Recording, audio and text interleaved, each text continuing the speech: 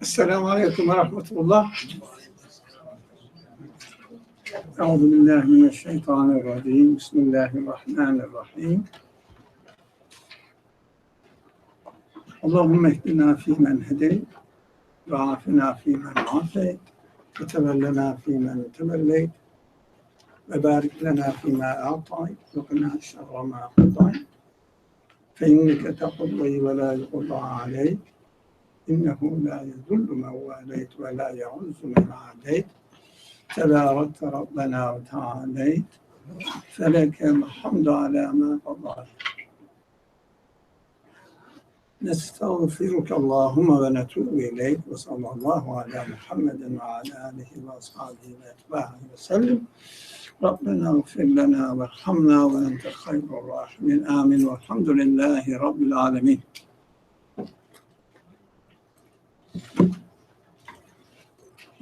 We are continuing the chapter, the pen, Qalam, in Arabic, and we studied up to the verse 8. And today we will start from the verse 8. So the verse 8 says, فَلَا تُطِعِ الْمُكَذِّبِينَ. Now, who are the Mukazzibin? Or the translation, who would like to read it? The translation. The first verse, yep. So you do not obey those who deny the truth? Yeah, deny the truth. Those who deny the truth. Who are they?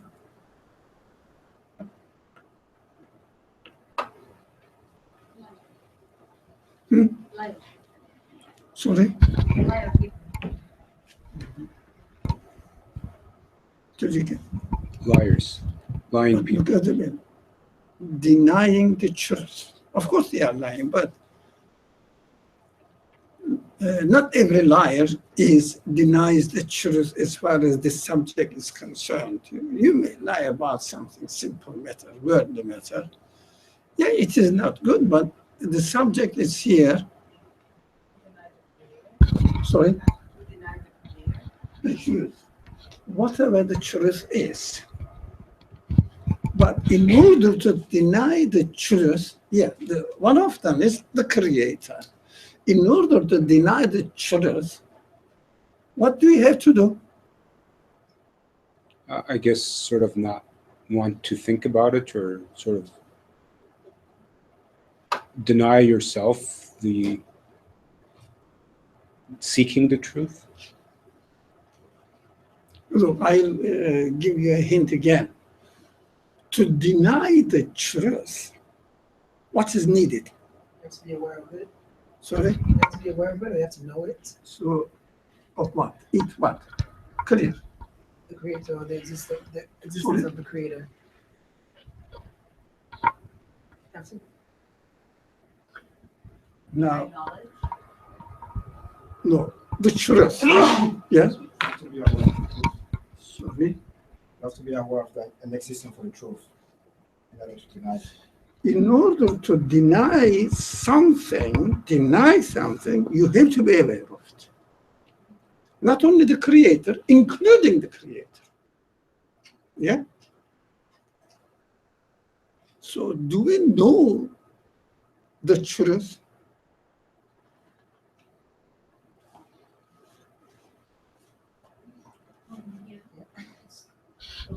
Yeah. Is the truth. Sorry? Like the Qur'an is the truth?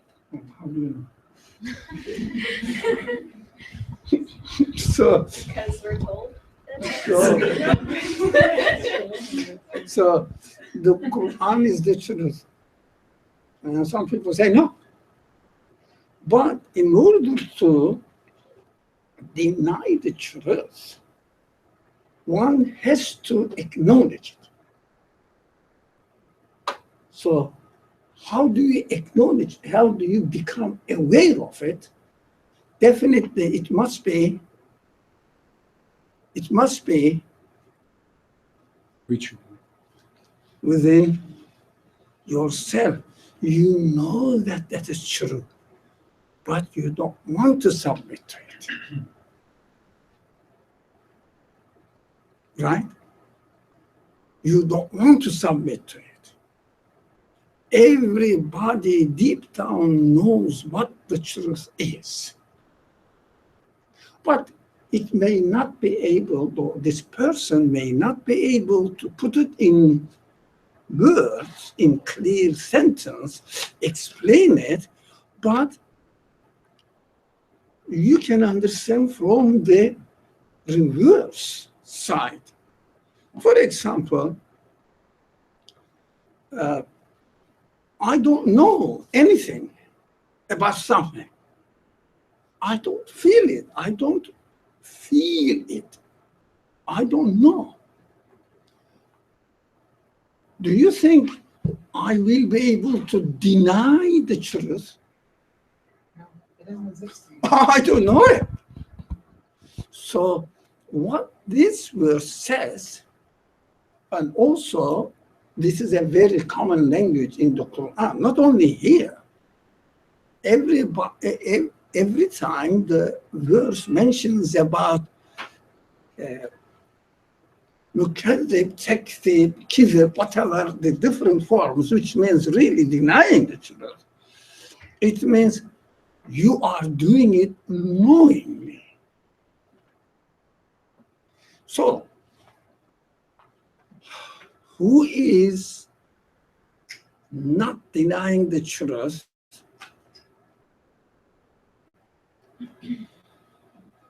even partially? Is there anyone? Not denying. Not denying.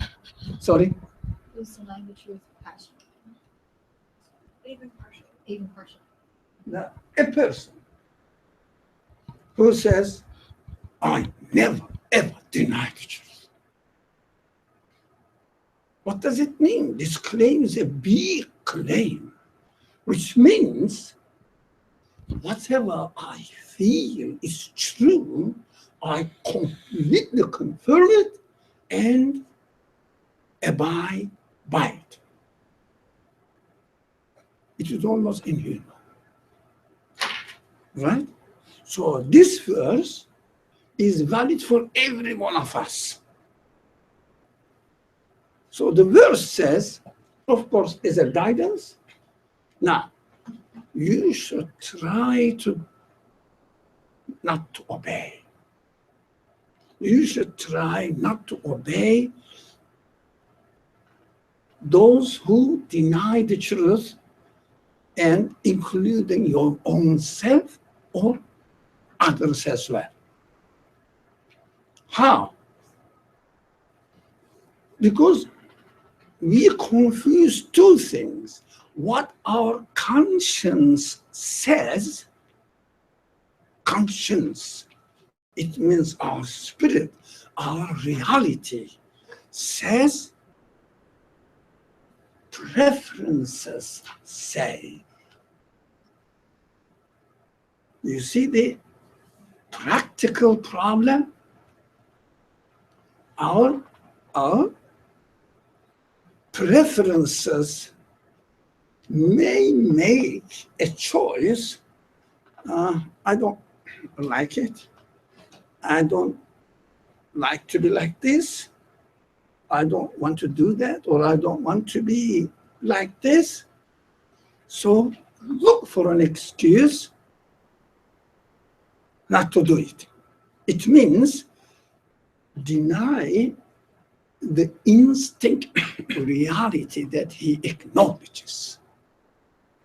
And the verse is warning us, be careful not to confuse what your reality says, what your humanity says, and what your practical preferences, likes and dislikes say.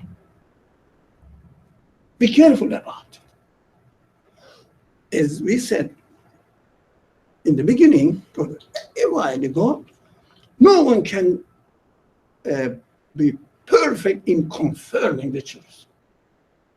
But we will try our best to make the distinction between what the truth is and what my likes and dislikes are. We have to make the distinction. We should be aware of it. This may be from inside, yes, mostly from inside, but it may be an encouragement or an maybe propaganda or whatever from outside, influence of the society, influence of the civilization, culture, your friendship circle, whatever. But still we have to be careful to make this distinction between what my reality tells me, and deep down I am aware of it, and what my made up dislikes and likes are. Made up means I have free will to choose. Either I may go this way or this way. Not everybody knows that choosing this way is wrong, so I shouldn't do it, and doesn't do it. And choosing this way is right, and I must do it, and does it. Not everybody does this. Very rarely. But of course, we have to minimize the contradiction. Try to minimize the contradiction. In order to be successful there, I have to be aware of the dilemma or contradiction within myself. I have to consult my own conscience. What I am choosing is really correct, or that is my preference? I have to ask this question. I have to be honest to myself. I may fail. That is normal. Don't be afraid that as soon as you fail, you became an hypocrite or denier. No, it's a human fallacy. Sorry, fallacy. That's human life. But I have to be honest, and I should not try to justify it. No. It means really put a blanket on your truth, on your spirit, on your soul, on your reality, and cover it up and try not to see it.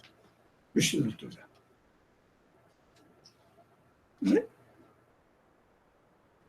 Don't obey those who deny the truth. Any question before we move to the next verse? How difficult it is to make a difference between your preference and your consciousness or your awareness for the truth? Can you give a practical example? I honestly, I personally found it hard to hear. It's a big room. Can you? How easy it is, or difficult is it? If you can actually give me a practical example to actually face a situation where you actually have to either deny the truth because of your preferences. An example. Sorry? Can you give a practical example where you would prefer something over the truth? All of our life.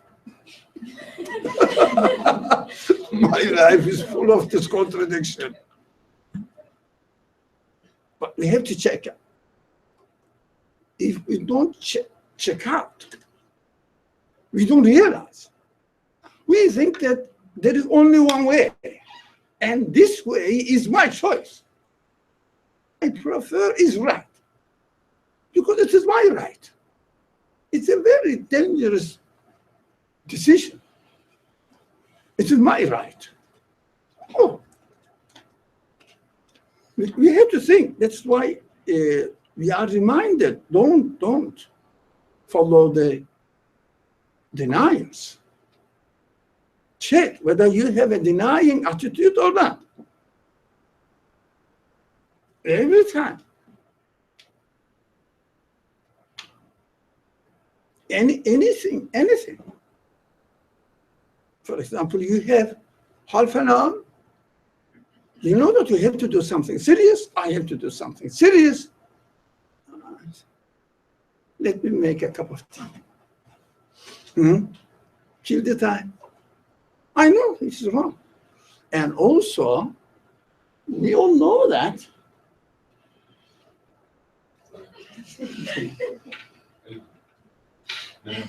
Okay, whatever you like to say. We all feel that the life cannot consist of this world. And we cannot exist by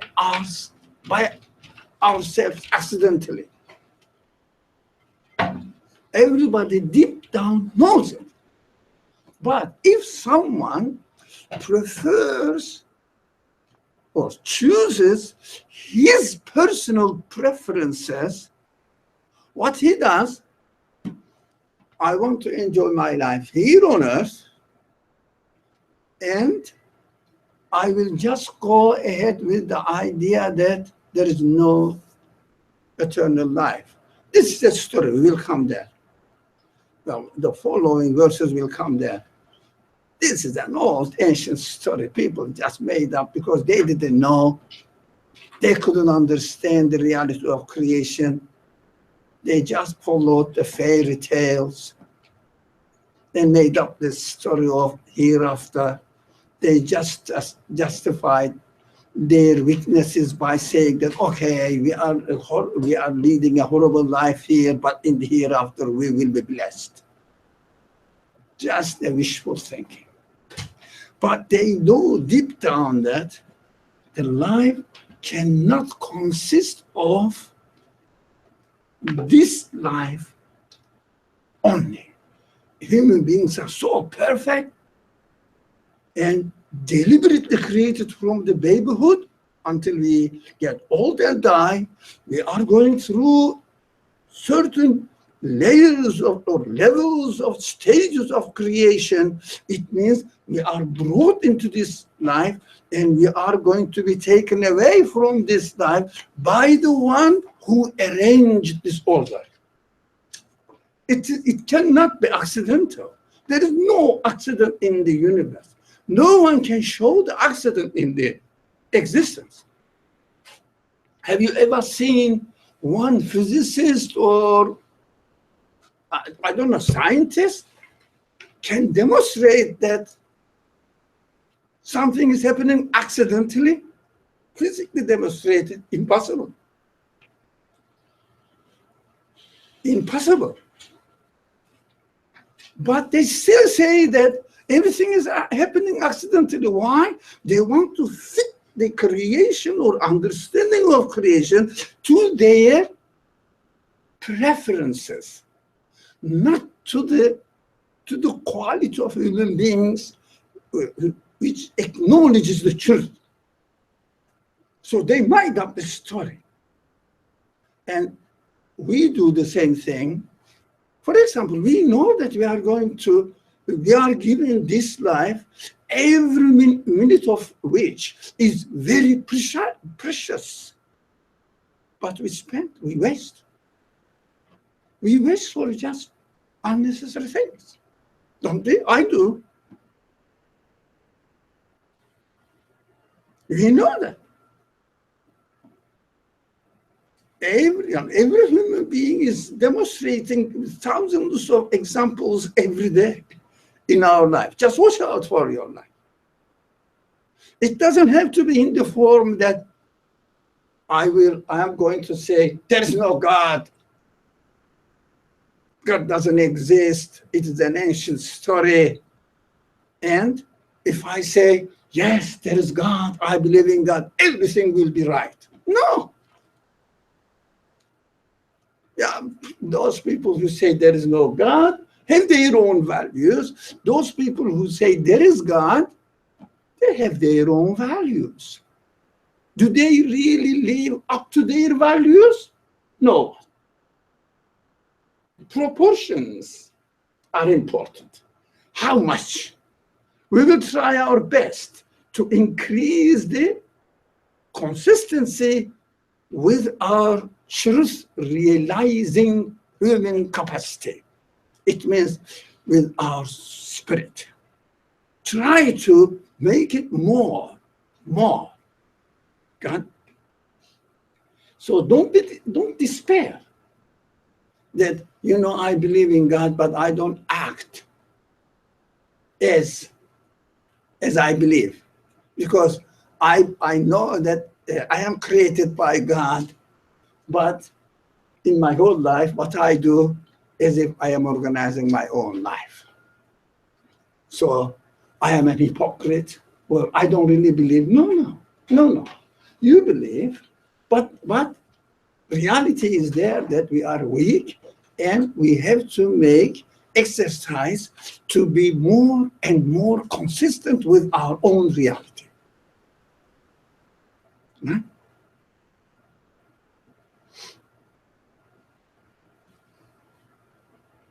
Or shall we go to the second verse? Anyone who would like to read the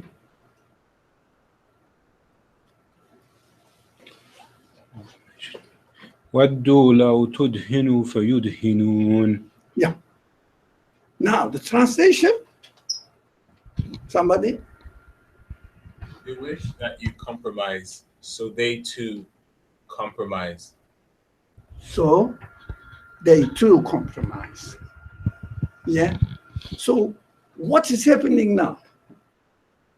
First, let's think about this case in terms of society. Now, really, we are not here to judge about the civilizations, which civilization is better than the other. No, we cannot make this kind of generalization. But in this civilization that we are living, they are expecting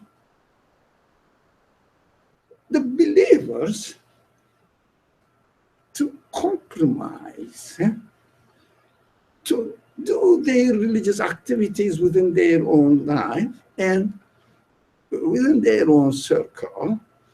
And when they expect us to compromise somehow,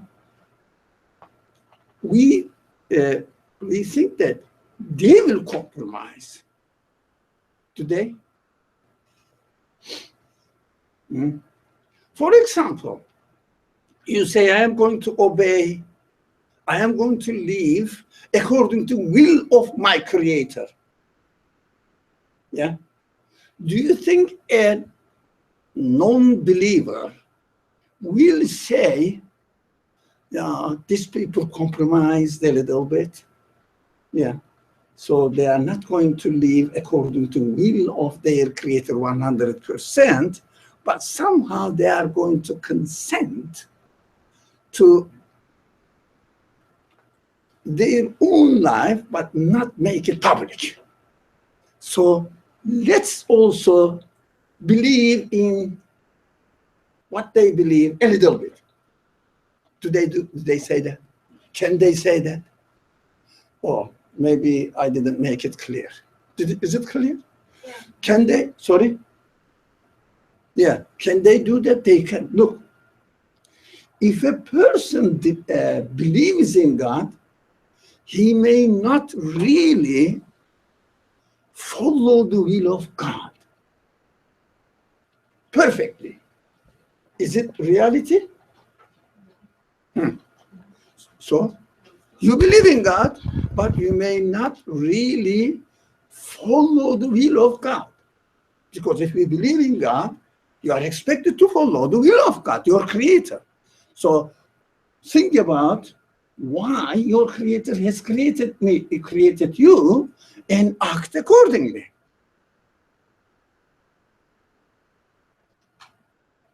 Okay? So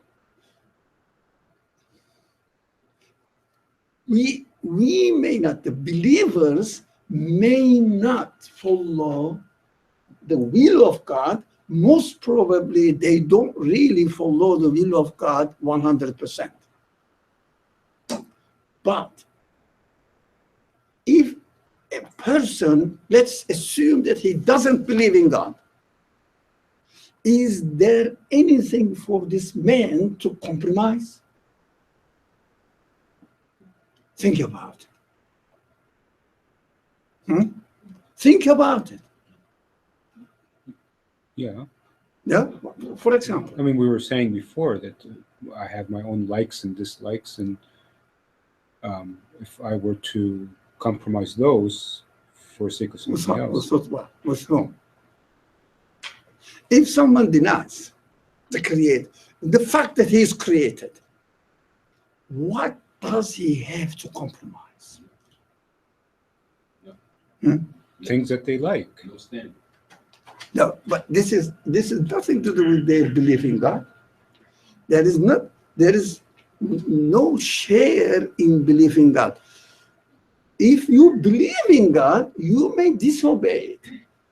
But if you don't believe in God, there is no way for you to obey God 10%. There's no standard of obedience that you Sorry? There's no standard of obedience. Take your hands down.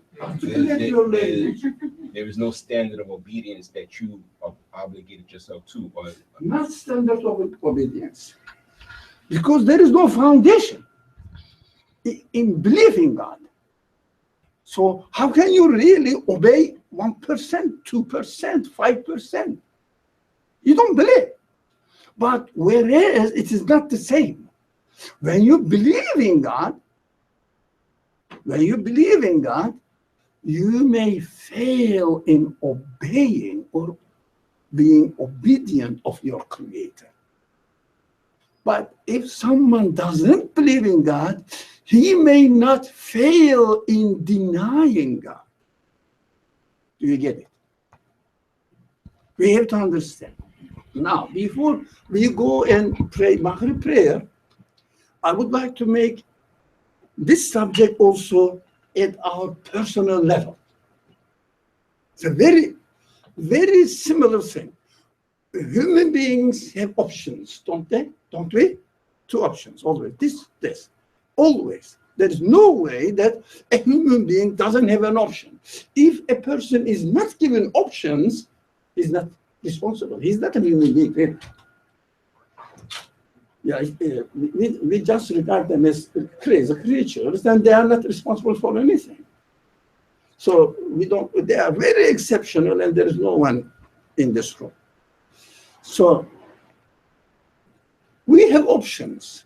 One option is right, the other one is wrong.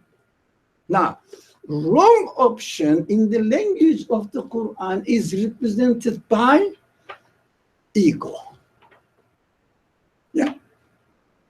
Now, right option in the language of the Quran represented by heart or spirit. Right? Now, if I follow the option which my heart offers me, then I follow it, but not necessarily that I will definitely keep up with my belief in God, for example, in the hereafter, for example, 100% in my personal life. No, it wouldn't happen. So we fail. Whereas what the ego, human ego, which is called nefis, which is called Satan, in the language of the Quran. Yeah.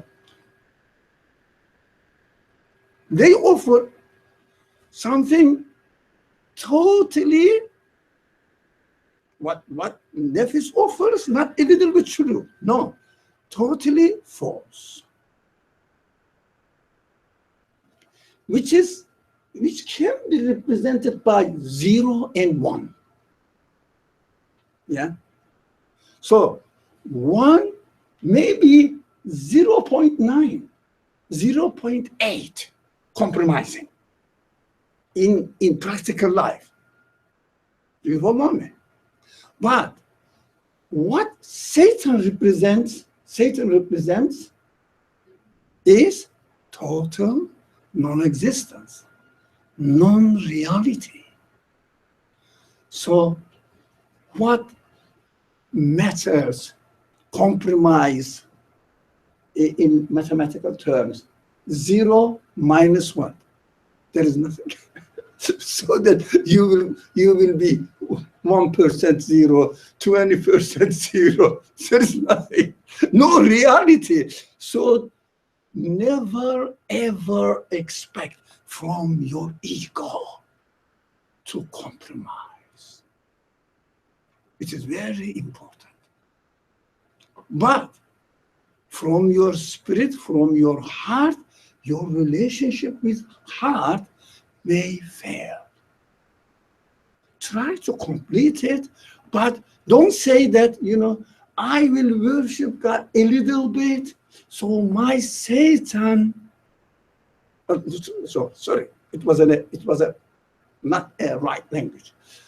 I will compromise from my belief in God 10%, so Satan start worshiping God 10%.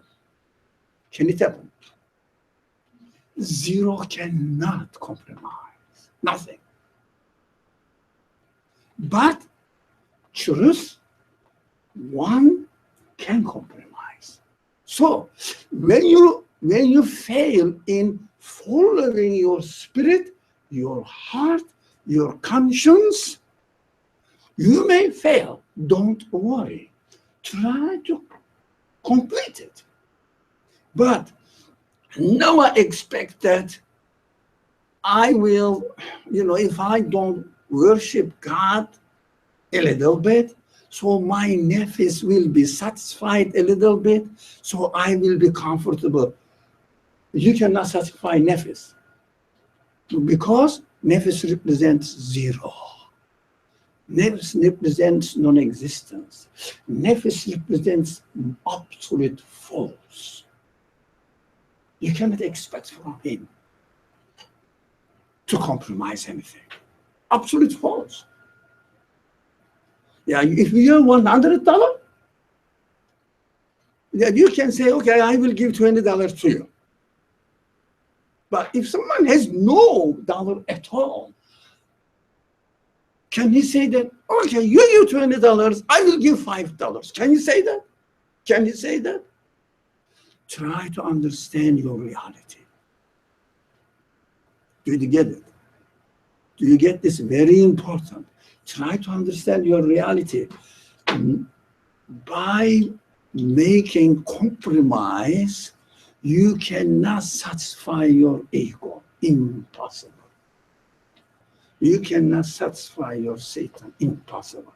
What you have to do? Try not to compromise. From your own decision, from your own truth. Did you get it? So let's not refer it to somebody else, but read it for ourselves. The second verse today, they wish that you compromise, so they too compromise. It is a lie. They won't compromise. Those people who don't believe in God, do you think they will act a little bit, 1%, 20%, believing in God? They don't believe in God. They have nothing. We have to understand that. So it doesn't mean that there should be a rule, but we are not talking in practical terms. It is just a theory. We should be so radical. We should never try to understand other people. It never means this. Within ourselves, we have to understand that for me, there is no way to satisfy ego. There is no end. it is a black hole. You do this, it's still once more. You give up this, for example, typical example, very practical, simple example. I'm not going into real life details. For example, let's say 5 times daily prayer. Okay, if I feel 4 times daily prayer, my ego will be satisfied. Not 5, but 4. And next time you will find yourself 3 times a day, 2 times a day, once a day, and give up. Why? Nefis never satisfies, get satisfied. Doesn't say, it's okay now, I will give you pleasure. Doesn't have itself the pleasure that it will really contribute to your life, some sort of pleasure, satisfaction, anything. Did you get it? So don't think about this practical social life. So we are a society, there are different people. Yes, there are none of my business. Well, I don't mind about their existence, because those people who don't believe in Islam, they are free not to believe in Islam, none of my business. But I have to take care of my own responsibility. Now, I think we should pray, and then a few verses more, inshallah, and then end. Is it okay? But where should we pray? The carpet is wet there. Shall we pray here? Here? Okay? Here. Okay? Somebody may call azan, and those people who are not ready may get ready. Yeah?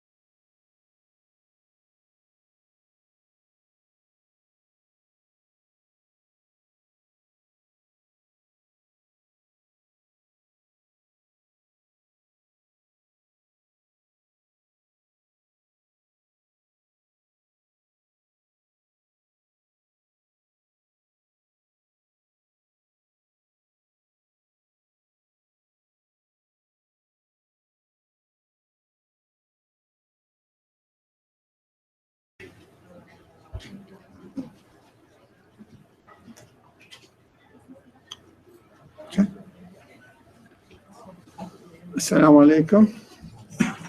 Okay, now we can move on to the third verse.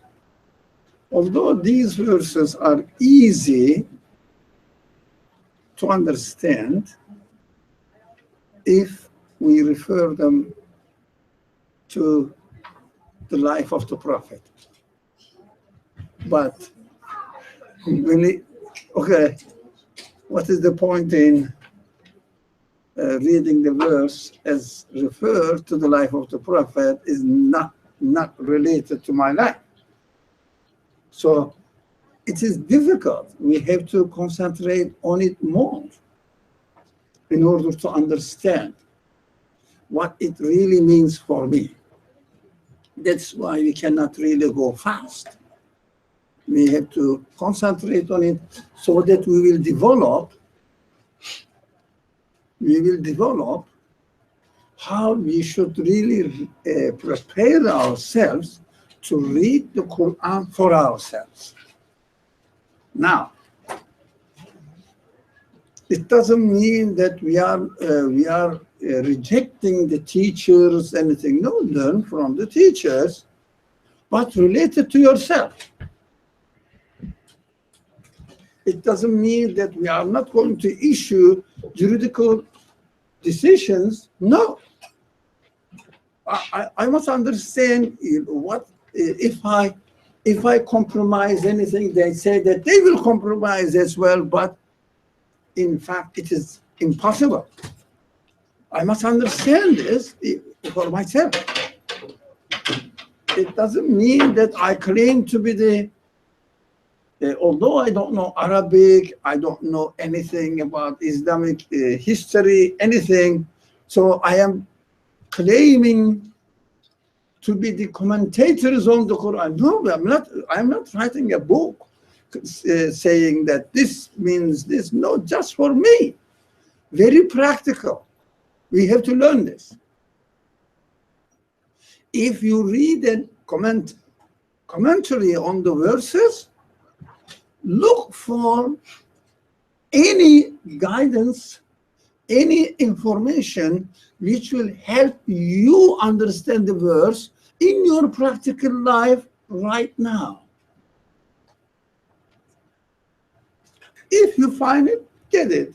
If you don't find it, try to understand the verse within the whole purpose, objectives of the Quran as much as possible.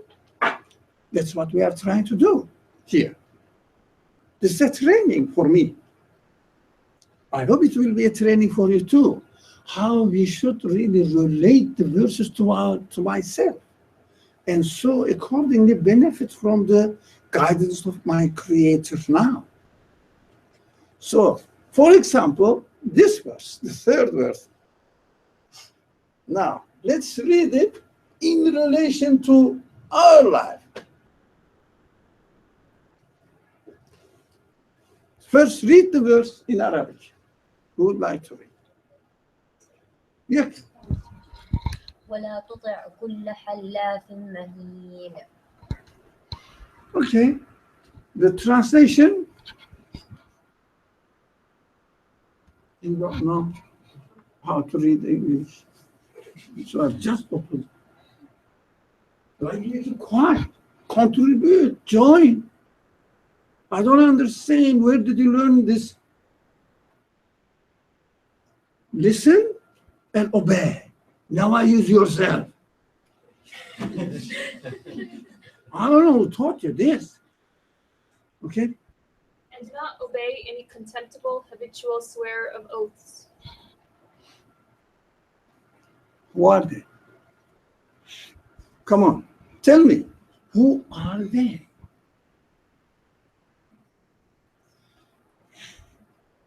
Contemptible, not really honorable. It means if I swear, it means I am determined, resolute. Now, it's not contemptible. But keep swearing, but never really keeping my promise. Let's make it practical. Who are they? Is there anyone who is swearing and speaking to you and saying that by God or by something, I am telling the truth and please follow me?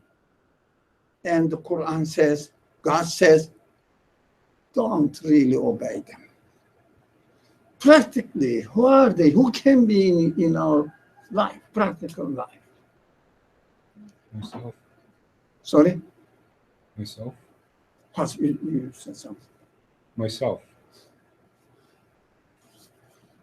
It is difficult first. Let's see it outside first and then come to ourselves. So, is there anybody or anyone, any institution that swearing you that they are going to show you something, the truth, and what they offer you is really true, but telling a lie, in fact, and doing it knowingly, because this contemptible, now, contemptible, habitual swearer, not only once or they keep swearing.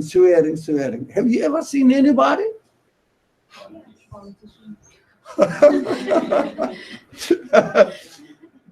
Correct. More. But all great institutions in society. So universities, they give you a form of truth that's partial. Media gives you a form of truth that's partial. So basically everything that has a voice that's bigger than yours. At least I think so. So how do they swear? By giving you only one absolute option of truth. One narrative. One narrative. But do they really swear? No, giving the one narrative is correct. I agree with you. That's very good. I am very happy to hear all this, actually. So, but how do they swear? I think it's by having authority. It isn't swearing. No one goes on the news and says, I swear this is today's news and what happened in the entire globe. But it's by having that authority. Assurance. Yeah. I trust, like in terms of news, for example, I trust that the news I'm getting is truthful because of the authority this large institution has. That's a good point. Look, when you hear the news, what do? It is about something, an event. They show real pictures, don't they? Yeah. What does it mean? What I am presenting is reality. The only reality. Not necessarily only reality. Look, these are good points. But that's what I'm telling, like what the institution of news, for example, is telling you is the only reality. I wouldn't emphasize on the only reality side. I would emphasize, I would pay attention more to by showing the pictures of the event and asking real people and interviewing them. What do? They say that we are narrating the truth. Behind this, they hide their interpretations. Their real interpretation, because every news broadcasting is an interpretation. They never say, this is my interpretation of the event. One thing, yeah. So, like, I have a question. So, is it them putting forward that reality, their act of swearing? Yeah, that's what I understand. Swearing means assuring that what they are saying is true by showing the real people interview and the real pictures. This is a kind of assurance. But hiding their interpretations. And that's the contemptible part. Yeah, because the only, of course, everybody says this is the only truth I am doing, but hiding it, hiding their own interpretation. Have you ever seen any news agent, for example, narrating anyone saying that, look, this is the narration from our perspective? No, no, we And you can take it, you cannot take it. So some people, so let's say two opposite news agents, there is not such thing nowadays, but they are almost all the same category. But let's say two opposite news agents. They narrate the same event, completely different. Do you see? yeah. So, but they want to show that what they are presenting is the truth. The other one also wants to show that, and this is how it's happening now. Another truth, another example, which is much more important before this, going into this subject. Yeah. Yeah, I just want to give another example of a contemptible habitual swear of oaths. I think culture, your culture or the society that you live in could also be a contemptible habitual swear of oath, because it basically tells you how to live your life or what is expected of you. So it's kind of giving you an oath to, or something to follow that's not necessarily yours. Yes, but there is a but there. How do they swear? They just present their way of life. Now, you take it or don't take it. But let's especially and more importantly, more essentially, about scientific presentation of any matter. What do? They speak as an authority. I am a professor at such and such university. If it is one of the Ivy League universities, definitely will write the name. Yeah. And then they will demonstrate physical actions, physical experiment. By demonstrating the physical experiment, they are presenting themselves, look, what I am saying is certified by my experience. But in reality, what is hidden? Behind showing this physical experiment, laboratory findings, what do they hide?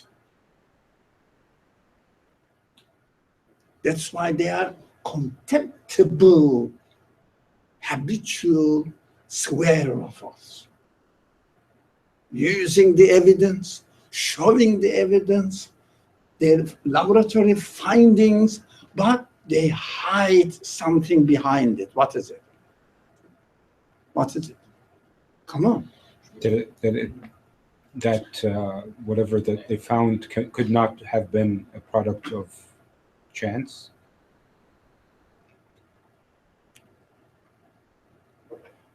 Okay, generalize it. That's not wrong. Generalize it. Anybody? They could hide non-significant data, like things that they don't. Like let's not go into that. You can find out, non-significant data and add to it. Doesn't matter. What do they really hide? General terms, what you said, make it general terms. General terms. Generalize it. Every scientific presentation, interpretation. By demonstrating the data, by demonstrating the lab findings, they are assuring the audience, but hiding their interpretation. For example, they say naturally happens. They demonstrated in a very, very open way, but we are not able to see what is hidden behind it. We have to be very careful. What is that? For example, look, I put this plant under the sun, it grew. Here it is, my lab findings. And I cut off the light, plant stopped growing. You see, sunlight is the source of life. How can you come to this conclusion? How sunlight gives life to the plant? Who is this sunlight? Which kind of will it has?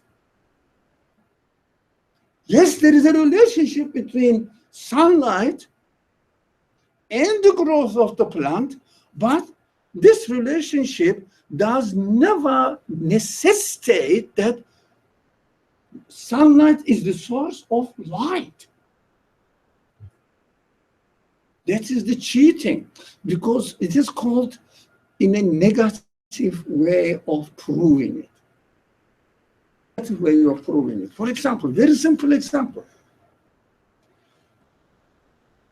A brick wall, okay? Look, I took the bricks, wall disappeared, and I put the bricks back, wall is there, you see, bricks are making the wall. Very clever. What the science presents and proves itself by a negating negative way. Do you understand that? So they swear that what they are presenting to you is true by presenting their lab findings. For example, they teach you any scientific science subject, and they say, this is the reality, don't they? That's how the truth is. And then they carry on, that's how the nature is. What? What is nature?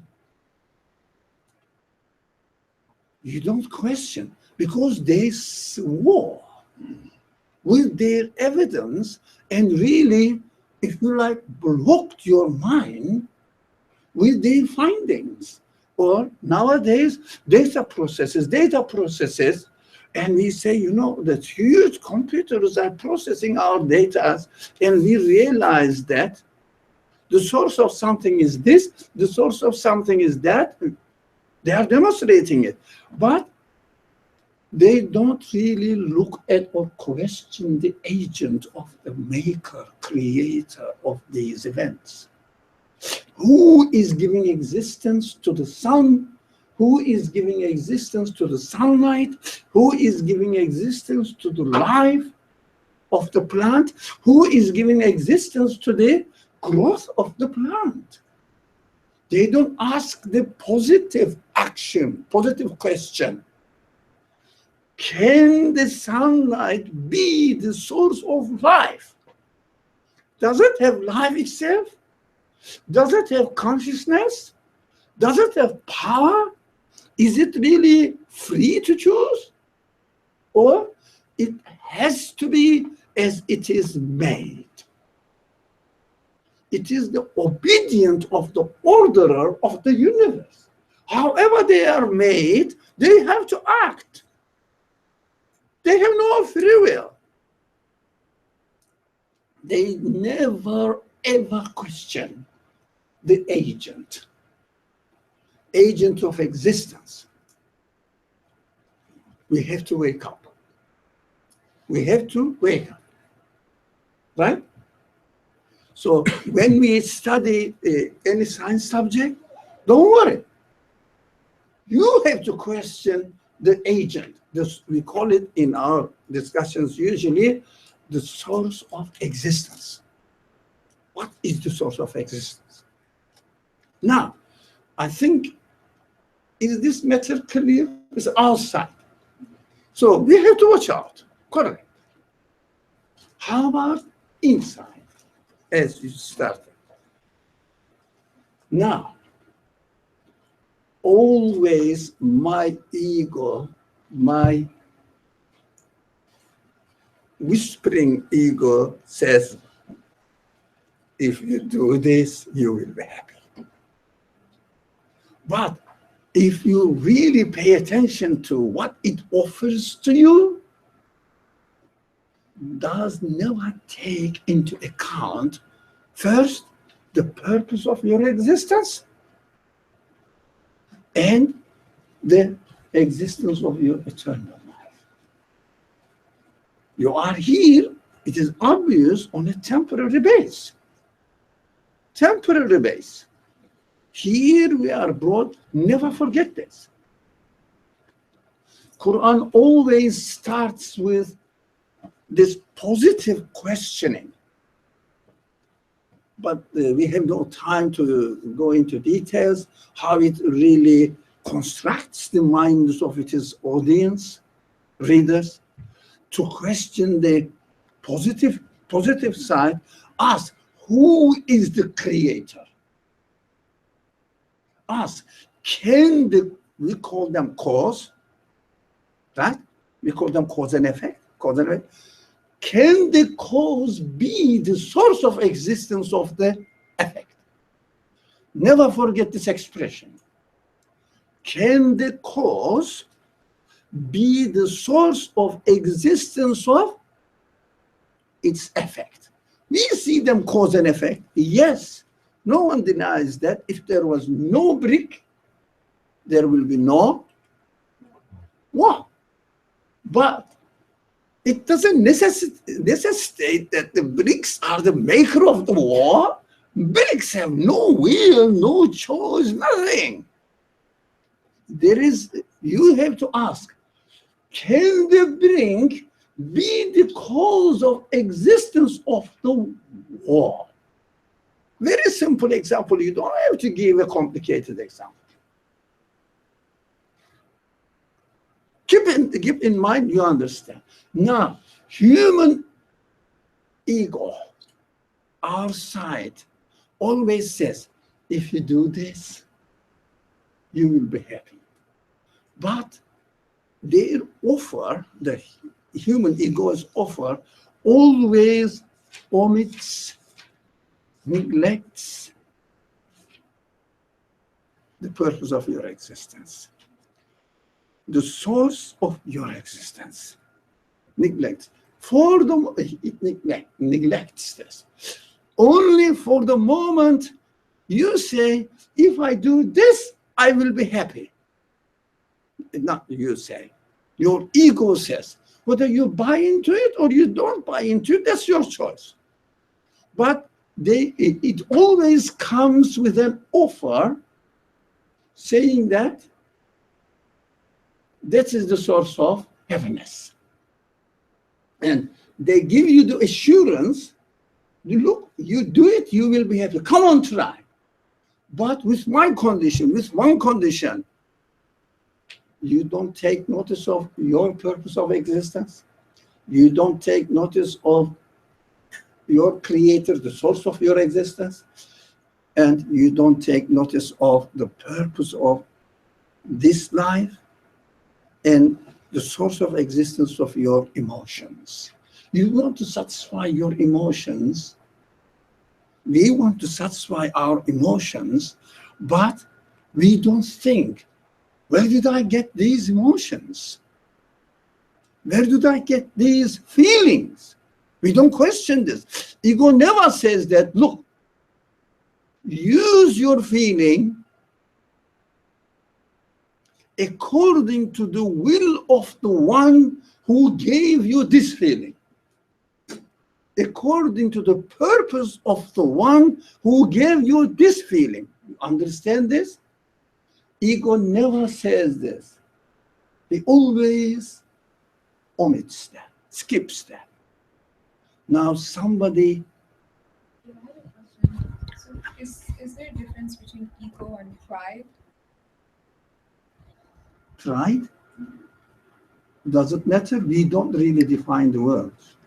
You know, depending on pride is a part of ego, because depending on definition of your pride, if you are proud of something on a false base, it means it is not yours, but you pretend to be yours. For example, let's say, is in fact is not yours. God's creation. You are using it. You have to be thankful to the Creator. But if you are proud of it, that means you are defeated by your ego's whispering. So, a part of it, to me.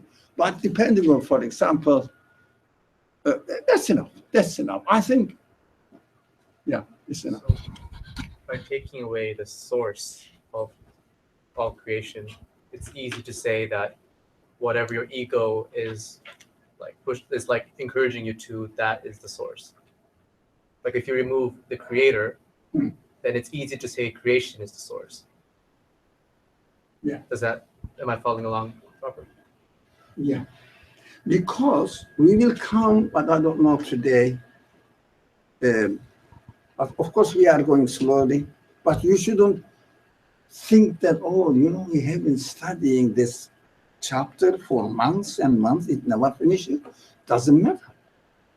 We have to understand one verse and benefit from it. Yeah? We will come to there because in creation, in the world, in human choices, there is no vacuum. What does it mean? Vacuum, what does it mean? There is no vacuum. There is no emptiness. In between, either we are on the right path. If we are not on the right path, where are we? Yeah. If we are not on the wrong path, where are we? Yeah. If we are not in hell, where are we? Example. Where are we? Heaven. If you are in paradise, where are you? So, if you are in paradise, you are not. I heard not. Okay. You are not in hell. Yeah. So, if someone says, I don't want to be in hell, correct? That is very human. So, what is the way not to be in hell? Go to paradise. So, go to paradise. It means if you don't want to be a non-believer, what are we expected to do? To believe and confirm the truth that your conscience offers you. Don't deny. Don't contradict yourself.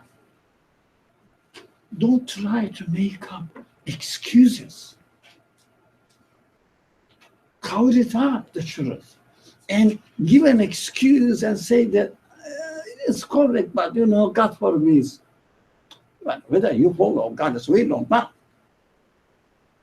So trying to exercise yourself within yourself, whether it is really true what I am doing or not, or it is an excuse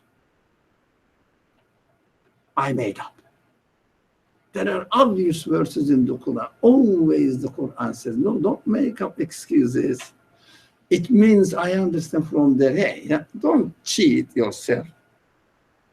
Don't cheat yourself. You know the truth. Because the truth is not alien to the people.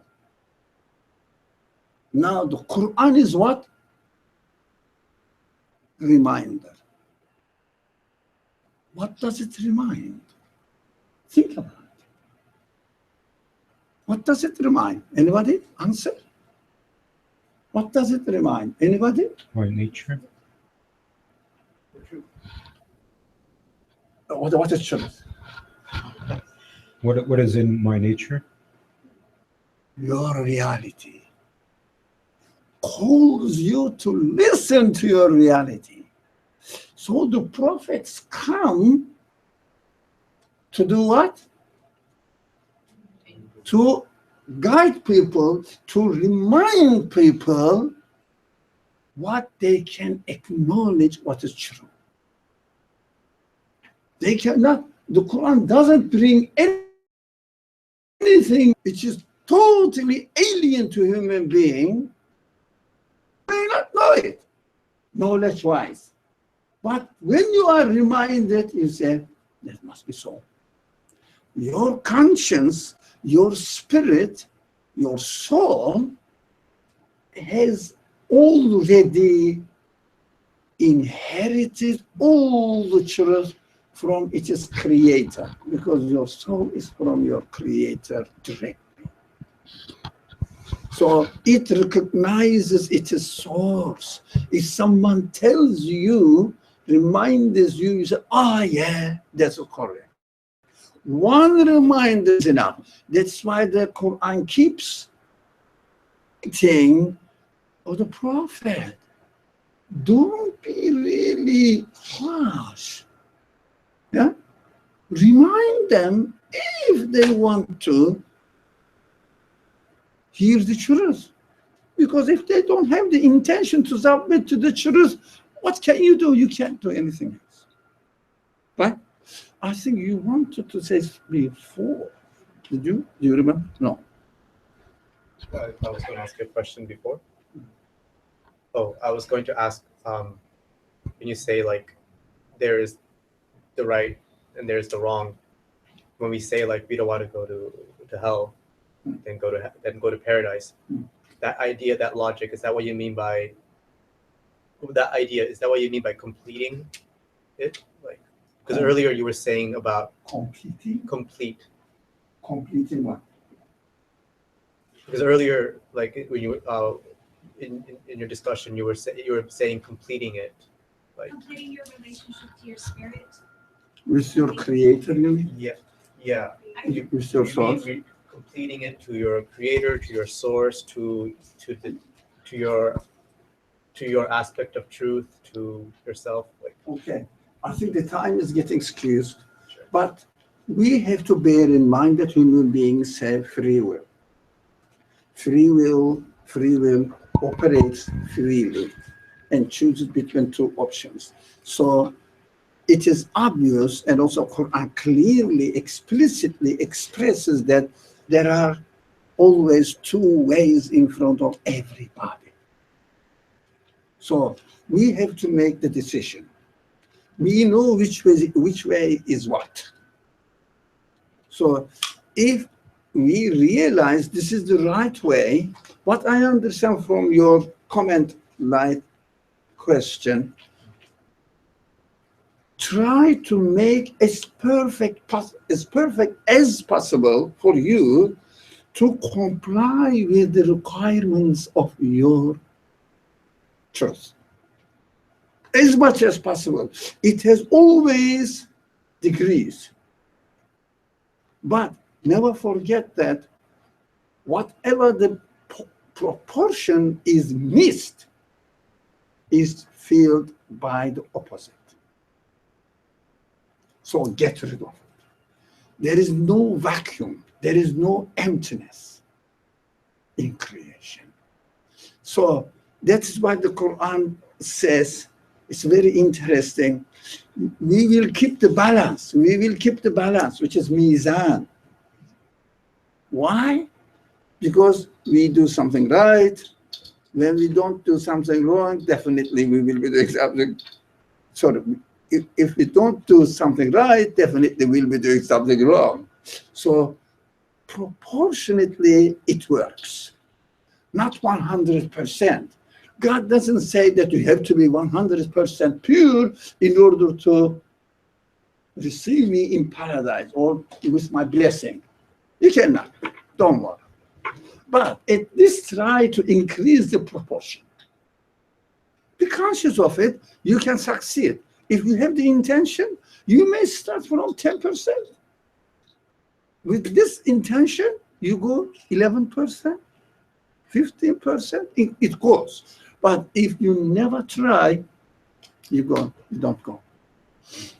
So if I say, if you want to be a perfect professional in any subject, you have to start from primary school education.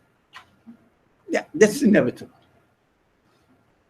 Let's try secondary school, high school, whatever, and go as much as you are giving life. But you have to be in the path of progress. But if someone doesn't get into the path of progress, cannot do anything, cannot make any progress. I think it is too late. Bismillah ar-Rahman ar-Rahim. Subhanaka la ilma lana illa ma 'allamtana innaka antal alimul hakim. Wa akhiru da'wahum an alhamdulillahi rabbil alamin. بحرمة سر سورة الفاتحة.